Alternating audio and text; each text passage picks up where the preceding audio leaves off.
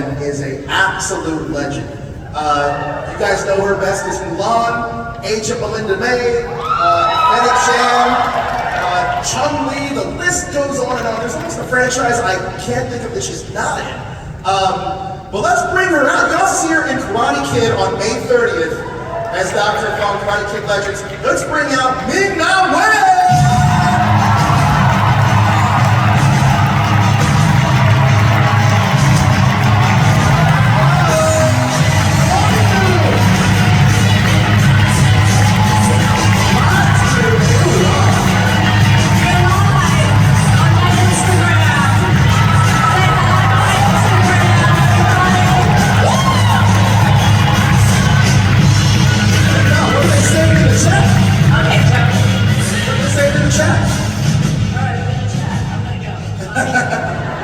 I don't know how to do Instagram Live, but you're on it. As it just live streams the whole time. It does? No, I mean... How do I turn it off? How do I turn it off? Hi, everybody. I'm gonna go there, and now. Okay. And then do I press share? If you want to share it. Okay, sure. Say anything on that little stream that maybe you shouldn't have? No. Oh, then we're good. But then, you never know. when is it that I never say anything wrong? Facts. I always say something wrong. That's not true. Hi, everybody. And the one thing I do remember vividly was he was behind the castle talking to himself. And I thought that was a bit odd. I was like, oh, Mr. Rogers is talking to himself. But then I realized he was probably just going over his lines. And the nicest, he is exactly as you see him on TV. They say never meet your heroes, but Mr. Rogers is the exception. And also, Oh, yeah. also, Well, we just started, Joe. oh boy. Oh, boy. Listen, you've voiced Mulan for over 2 decades now. In fact, I'm doing something else for Mulan, so be on the lookout for that. How has your experience with the character evolved over time? Our relationship with the character evolved over time? It's interesting because Mulan has developed over time, and yet she remains ageless, kind of like me. Exactly like No, trust me, I feel my age some days, especially this morning trying to get up with jet lag. you. You and me both. Coming out from the West Coast is a whole other beat. That's why I didn't sleep last night. Yeah, right. It's tough. It gets worse as you get older, the whole jet lag thing. But I think what was your question? Oh, just about how your relationship has evolved with Mulan over the years. I just, every generation of her character, because it's been over 2 decades now, I just love the fact that there's a new audience for her each and every time. She's become such a classic, and I think she'll be forever young, and I have to keep my voice at a little bit of higher register these days when I voice her, but she, remains true to who her character is. Absolutely. Yeah. Absolutely. Listen, in 2019, you were inducted to the Disney Hall of Fame. Yeah. What did your mind when you found out you were getting inducted? And was that like a full circle moment for you? It's everything. It's sort of an unbelievable experience of being part of that class of talents.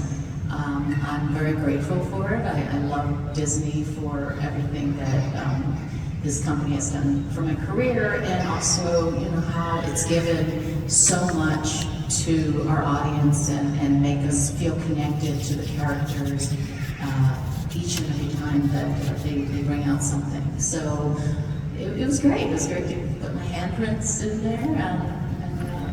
And then after that, I got the Disney Legends Award. Is that the same? Hollywood Walk of Fame, Disney Legends Award, you've done it all. Not yet. Well, I still gotta win the Oscar, the that'll happen. and the Emmy. It'll happen. It'll happen. The EGOT, yes. Now, in 2020, there was a live-action remake of Mulan. You had a poignant significant appearance in the film, playing a steamed guest. How was it to figuratively or symbolically pass the torch to a new generation of storytellers? As the esteemed guest, I think it's, it was a great interpretation. Some people might not have liked it because there weren't the music that was involved in the live action, but I loved the storytelling of it. I thought it was incredibly cinematic and very inventive in reinterpreting the story of Mulan.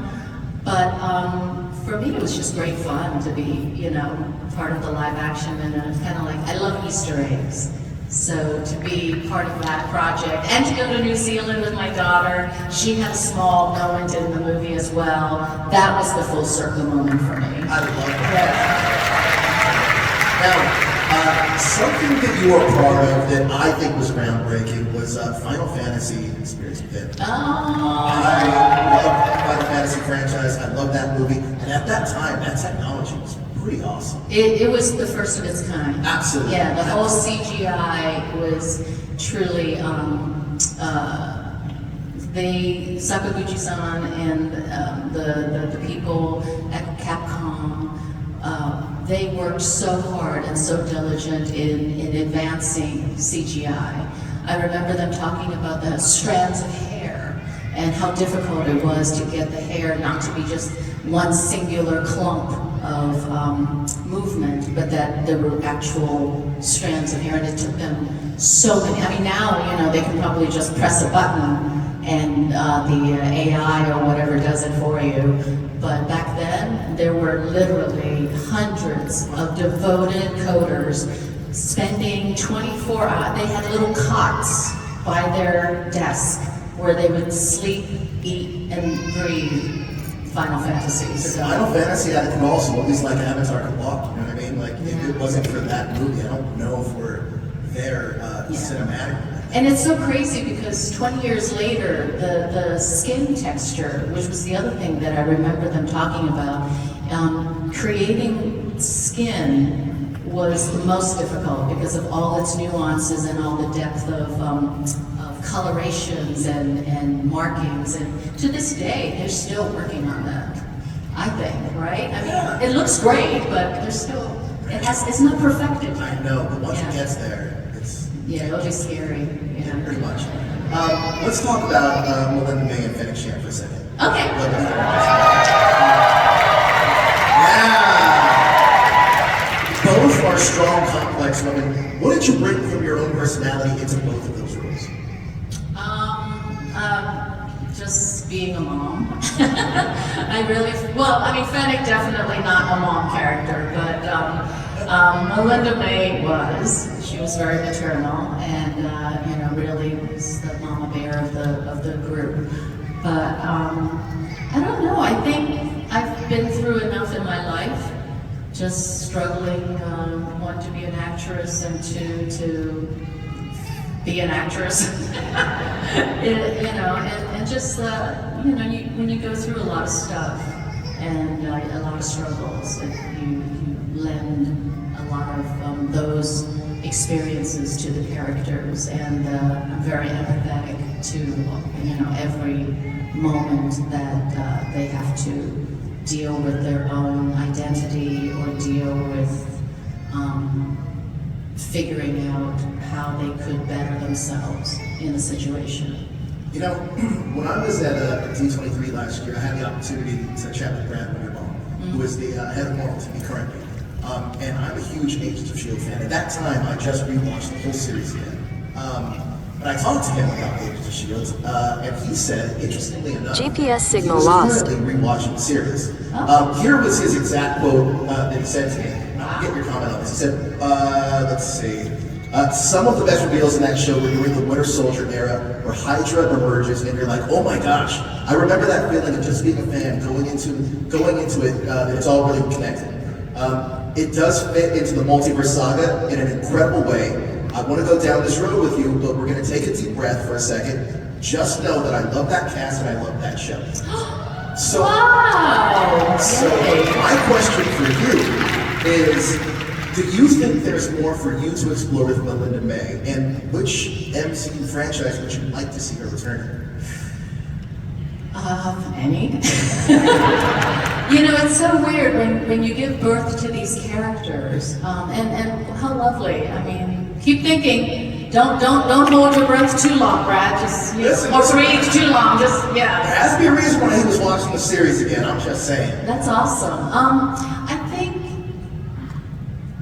you know, I'm very protective of these characters, and somewhere within me they exist, and I miss them a lot. It's very weird. Like there's a part of me that want to get back into those roles. So if I ever have a chance to become Agent Melinda May again, and do anything, just to be that really strong character, I would love to have that opportunity. I love that series. Yeah, thank you. You guys too? Thank you. That's so nice. Look, you were a part of the original Marvel TV series that helped pave the way. Well, yeah, we were the first. Yeah, absolutely. Yeah. That helped pave the way for this expansive cinematic universe that now we see on streaming, I guess. What do you think the show's greatest contributions are to establishing the current Marvel TV landscape? I think like television, the one great thing about it is that it's in people's living rooms on a weekly basis. Especially back then, we were doing 22 to 24 episodes a year. And it's a constant. And I think there's a personal, we're all streaming stuff now, so even films and everything, you get that experience in your living room. But back then, before streaming services became so prevalent, there's an intimacy and then you kind of like develop a friendship, you develop a familial feel with these characters, and that's why I love doing television, because there is a continuity that with a film a lot of times, you spend only 2 hours with those characters and then you go home and you do your own thing. So now that the streaming is providing those services where you can rewatch and rewatch again, like I do, I rewatch a lot of stuff all the time. It's a great addiction. Absolutely. Yeah. It's a great escapism. Which we need right now. We need. Yes, we do. Talk about Fennac Shand for a second, because you appeared as Fennac Shand in live action and in animated form. Can you talk about your approach to the character in live action and voice acting? Does it differ at all for you?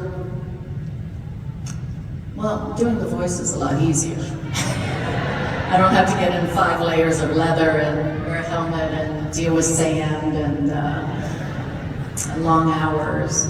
So there's that.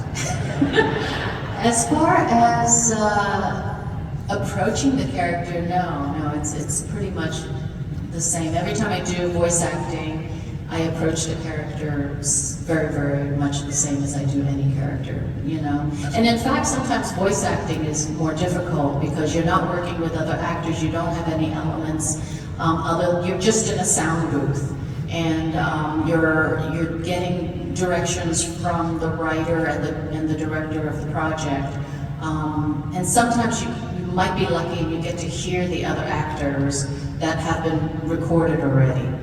But it's all like in your head, and it's all your imagination. That's absolutely incredible. Yeah. Karate Kid Legends. Oh, I'm so excited! May 30th. Do they know? Who has seen the trailer of Karate Kid's Legends? You guys excited for it? It's the new film that's coming out with Ralph Macchio, the original, of course. Love him. And Jackie Chan, everybody! The king of Bridging our worlds together. Huh? We're bridging the franchise together. I love it. And the new Karate Kid, Ben Wong, he's amazing. You're gonna just fall madly in love with him. I know I did. He plays my son. And I can't wait. I can't wait for it to come out. I haven't seen it yet. I've only seen the trailer too, so I'm really excited. What was it like joining such a legendary franchise, especially with Ralph Macchio and Jackie Chan. Again, just the luckiest girl in the So world. cool, right? Really, I cannot. I feel like I've become the queen of franchises these days, and that's not a bad thing to be. I think people ask me what else I want to hit. I'm like Star Trek. I haven't done Star Trek. Oh, your fandoms? Oh yeah, back when I was growing up. Who's your captain? What? Who's your captain? I mean, it's gonna be William. William Shatner? Yeah. Kirk? I mean, the original. Jonathan Archer guy from Enterprise myself. That's all right. You know, it's That's the good. only person that might be Yeah. Jonathan Archer. But Leonard Nimoy. Classic. What's another franchise like? That you haven't been in? Yeah, that I want to be in. I think that's a harder game to play. Oh, John Wick 5, I think has just been announced or something. How cool would that be? Now we're just fantastic you at this point in different franchises. Like the DCU, hey, James got a club. Feel like that would you consider? That would be amazing. Is there any characters you'd like to play in the DCU? There's a few. I'm blanking right now. Well, What? I heard a Catwoman over there. No. Poison Ivy, is it Poison Ivy? Lady Sheila? Oh yeah, that A would. lot out there, isn't there? Yeah. I'll take anything. I'm not discriminatory. You cool with taking fan questions? What? Are you cool with taking fan questions? Of course. All right, well, let's kick it off. Over I'm here. just cool. You are just cool, that's a fact.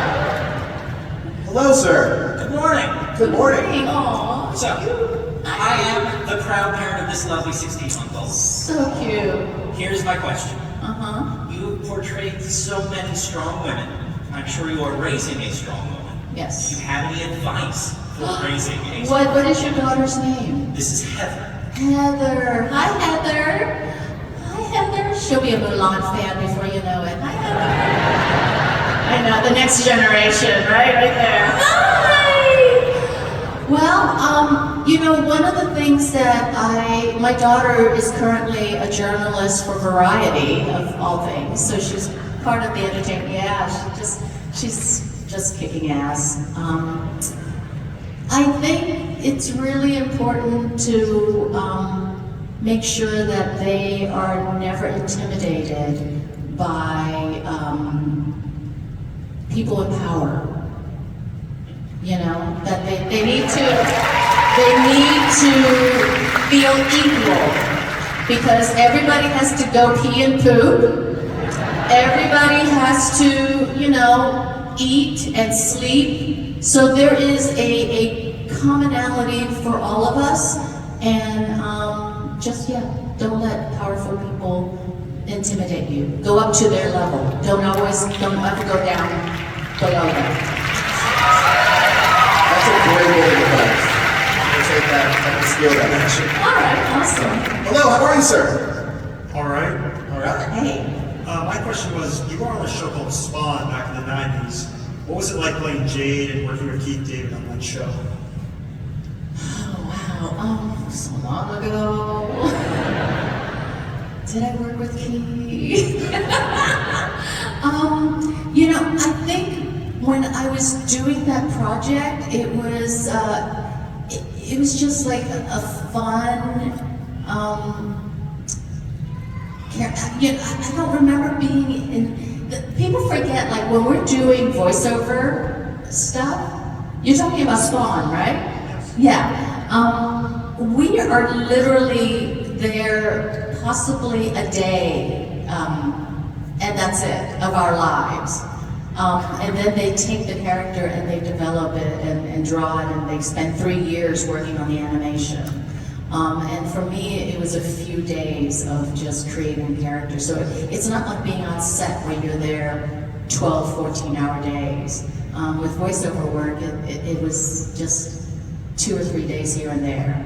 So it was just, for me, it was just fun to work on a project, but it was so long ago. I'm sorry. I don't really have any special stories. Thank you. Well, you are part of the Gremlins franchise now, too. Oh my gosh, that's right, Gremlins! 100% has 100% on Rotten Tomatoes, by the way. Oh, wow! Oh, I'm so happy. It's a fantastic show. I'm so happy, thank you. Yay, thank you for telling me that. Hello. Hi, yes. I was wondering, on Agents of S.H.I.E.L.D., how many hours did you spend rehearsing fight sequence?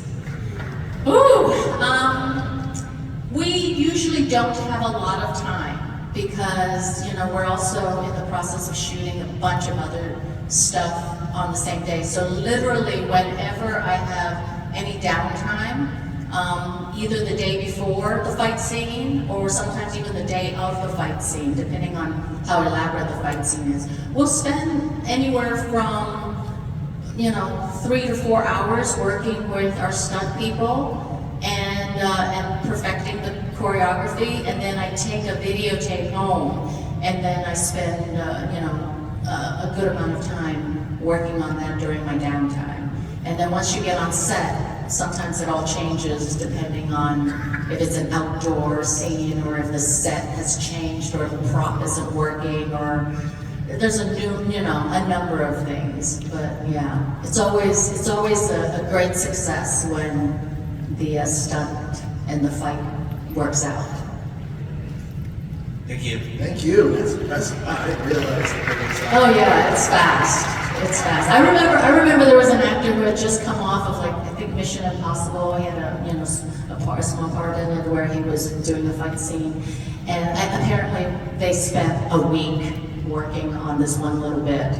And we had an elaborate fight scene to do, and right before that fight scene there was another action scene where people are crashing through windows, and that took extra time, and I'm looking at my watch, I'm like, ooh, damn, we only have 3 hours to shoot our fight scene. Are you ready? And he's like, oh, yeah, right, okay, 3 hours. And I'm like, no, seriously, we only got 3 hours, you ready? And his jaw dropped, he was so shocked that that's all the time we had allotted for that fight scene. That's such a fast-paced environment. Yeah. So I used to work on the Culver City Studios a lot at DLRW. Oh, yeah. I shoot all the time. Yeah. And it was very impressive the way that they would make that lot look. Whatever place that you guys were at the show was really impressive. Yeah. Great production team. No, it's always, it always still impresses me no matter how many years I've worked on anything. The set designers, they're like little gremlins. The set builders, they come in the middle of the night and they build something and you show up and it's there.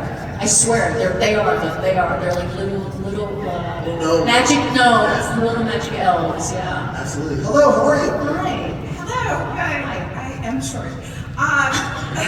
Me too. I'm going back to the 90s. The first time I saw you was on Joy Luck Club, and I watched it. Wow, thank you. I watched it with my mother, with whom I have a complicated relationship. I didn't know that little girl was going to grow up to be a grief counselor.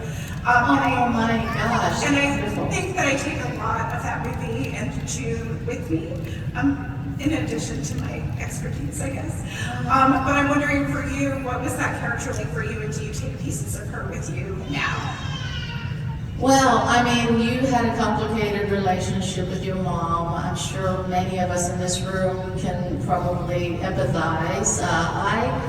I had a very strong single mother who had to survive working 3 jobs, raising me and my brother in Hong Kong before she met my stepfather and brought us to America.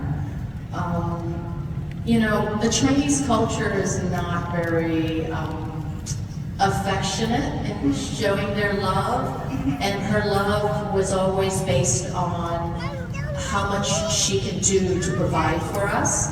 But when you're a kid, you don't recognize that, you don't know that at all, right? So with June, I very much related, where I felt like I never reached my mom's expectations.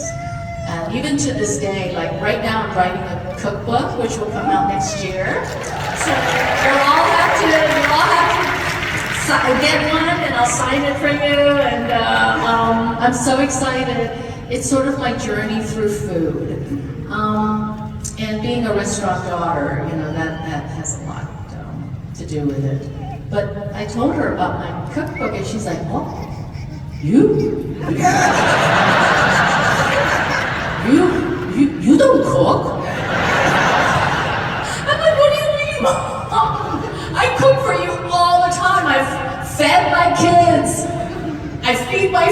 friends. They love my cooking. What do you mean I don't cook? So yeah, it's the June is still in me, and in you, I'm sure. Thank you so much for playing. Thank you so much. Hello. It's very nice to see you, Nina, and thank you on behalf of all of us older ladies showing that we can still kick ass and look good doing it. Yeah. My question for you is, do you have any particular prank or memory from Ages of S.H.I.E.L.D.? Prank, huh? Prank or a good memory that not everyone might know? There's so many. I mean, we're always like laughing and joking around. And back in the day when it was okay to have innuendos on set and not get in trouble with HR, I was really good at that. And there was one scene. Like, really good at getting in trouble with HR? I never went to those meetings. Because the crew, the cast, the producers, they all knew it would be futile for me to go to these meetings. I know, we gotta bring, you gotta know where the line is between humor and fun and something that's not, right? Anyway, so one time I had 2 staffs in my hands, that's all I'm gonna say. I had to put them together and make them longer. There's kids in the audience, so that's all I'm gonna say. Thank you. That was a good memory. We laughed and laughed and laughed because, dang. I mean, with those long hours, I feel like sometimes you just need to. You need to, just to relieve, especially we did so many like serious storylines, yeah. Heavy things. Yeah, heavy things. How are you? Hi. Is it not? Yeah, hi. Hi. Sorry. Before I ask my question, actually, I just can't help myself. You were complaining about the sand, but you said if you eat it, it's Yeah. worse and it's rough and Oh. it's everywhere. Yeah, it gets everywhere. All right, sorry. You know what I mean? My actual question is, back on ER, when Deb, I love it. Warm. Yeah. your character, when Deb changed her name, I was just wondering if that was informed by your name change? They wanted it to be a surprise for John when I showed up. Dr. Carter, the character that Noah Wiley plays. So they thought of reintroducing me in a different name, which was never really utilized because I just kind of show up and go, "Happy John." So at first they were going to create like another English name. And I was like, well, that doesn't make any sense. Why would there be a different English name? I'm like, if anything, she should have just wanting to change it to her Chinese name. And so we picked Jing Mei because Jing Mei is actually June's Chinese name from Joyland Club. So that was my suggestion. It was another little Easter egg of mine. Easter egg. I love Easter eggs! So, and they love the idea, so that's why, yeah.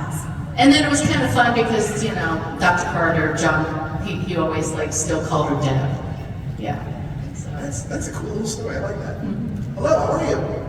Hey, hey, what's it like being a Disney princess? it's lovely.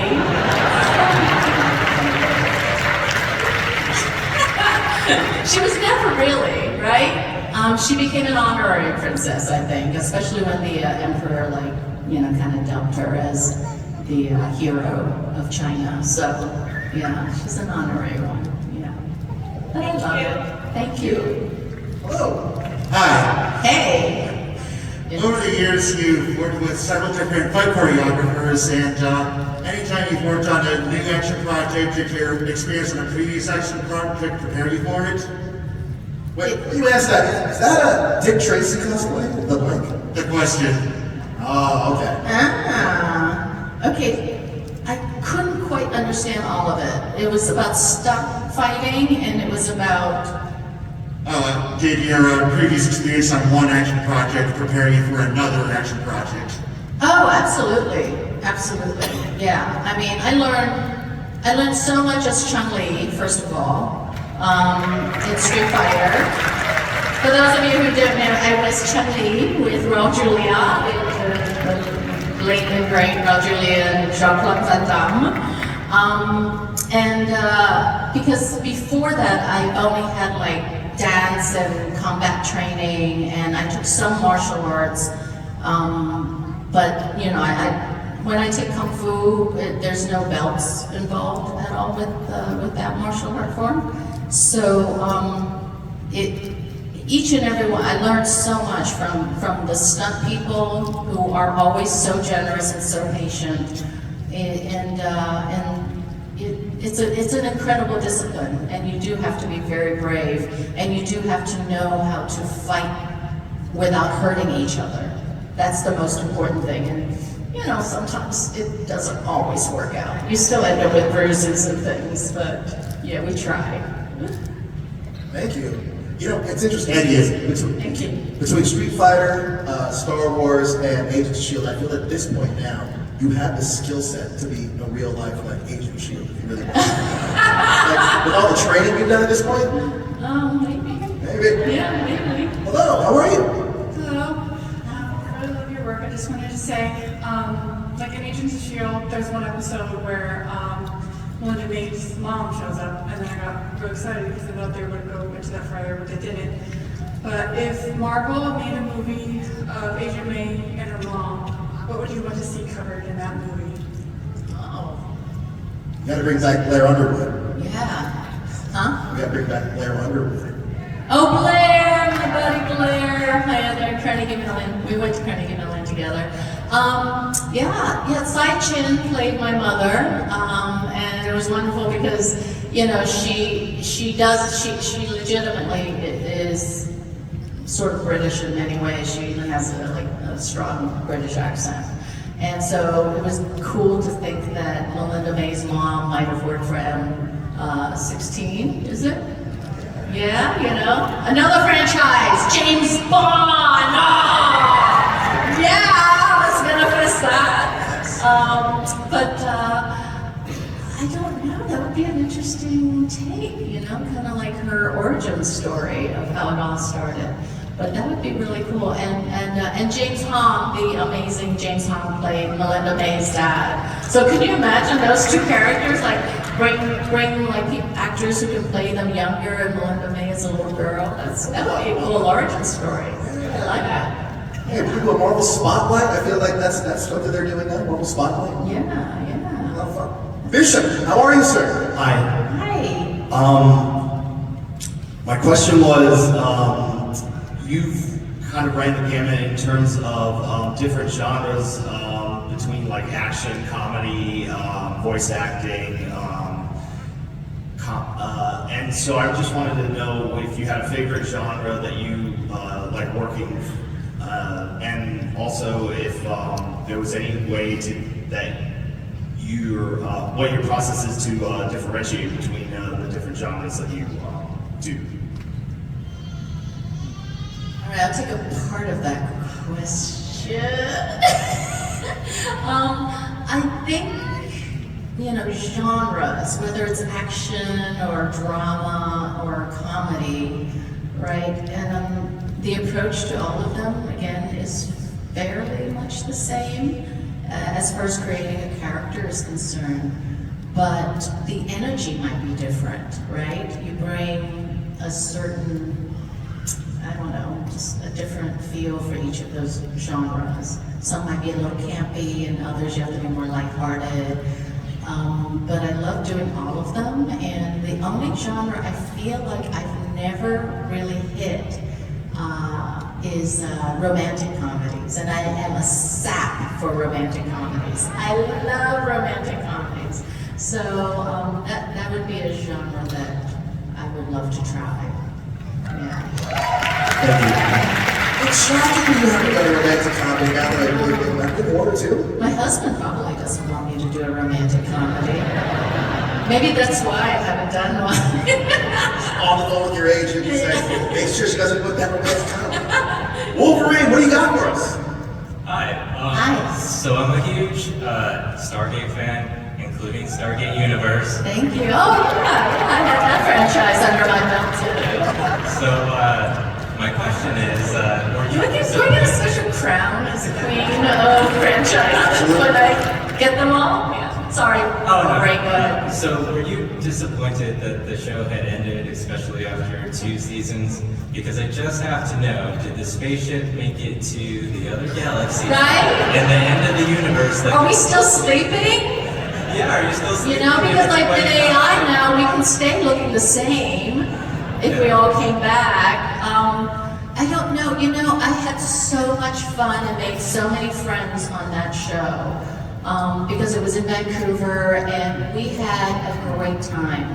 I remember the first time that damn Stargate like actually moved. I flipped out when it actually started. I'm like, oh my gosh! It's not. I thought it was. It's practical. It was a practical set. Yeah, I geek out and stuff. Tim Morrison, Boba Fett. He hates when I geek out. That guy has an incredible voice, though. Oh my Such a goodness. singer. Oh my goodness. Yeah, he is the best human being alive. But yeah, he gets a little picture when I geek out like I do every time. But yeah, you know, it would be great. It would be amazing if somehow they brought back like a limited GPS signal series or lost. something and try to figure out whatever happened to all those characters. Yeah. Thank you, Wolverine. All right, so we got a minute left, so we're going to try to rapid fire these to get through everybody as quick as we can. Ritter, let's go. Hello. Hi. Is there any project you worked on that you wish you hadn't? Great question. I'm going to not answer that because it would Great answer. irritate me. Thank you. Next. Hi, I'm Miriam. It's great. Thank you for coming. My question is, I'm taking you back to the 90s with the Joy Luck Club. Yeah. There was a lot of established actresses on there. Did they give you any nuggets of wisdom that you still use today? I mean, we're still friends. We still text each other all the time. In fact, that we're being honored with some icon award at a ceremony on the 25th of April, and we can't wait to get together because we're all still so busy. And if there's any wisdom is that, you know, just because you're all competing with each other, it doesn't mean you can't be friends. So, yeah. Thank you. Hello. Hi, you brought up Star Trek. Is there a particular alien on Star Trek you'd like to play? I don't want to do prosthetics. It's so many hours on, you know. My girlfriend is the showrunner for The Penguin, which is an amazing series. If you haven't seen it yet, you have to see it. All right? That dude, Collins, he's in the seat 4 hours a day. No thank you. Yeah. No villain. I mean, a villain, but no prosthetics. Okay. All right, I think you're going to be our last one. Okay. But however, if you guys happen to have questions for me, you can meet her at her booth, take a picture, an autograph, the whole nine. All right, what you got for us? Hi, so I first saw you as Mulan, as like a little girl, and it's clear that your characters are timeless, they've spanned several decades. What has it been like to be an actress who is recognized constantly by people of different ages? How is that as like an actress? It's fantastic. It's one of the perks, you know, and I'm not at that level where I'm accosted everywhere I go. I can stay pretty much anonymous, which is fantastic. So it's the best of both worlds, to still have my private life, but still be so, you know, just like this. That's why I love coming to cons, because you guys are definitely the reason why I continue to do what I do. So thank you so very much. We love having you here with Awesome Con, so thank you so much for your time. You have been at almost everything, so I think instead of 6 degrees of Kevin Bacon, it's going to be 6 degrees of Ming Na-Wen. You know what? I've worked with Kevin Bacon. So we're 0 degrees of separation in heaven. Yeah. Thank you so much for joining us, and thank you guys for joining us too this morning.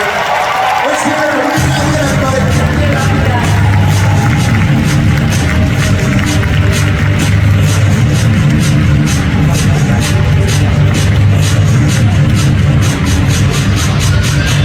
Thank you for watching this video. Subscribe for more Star Wars content. And please check out these 2 videos on the screen here to further your Star Wars journey.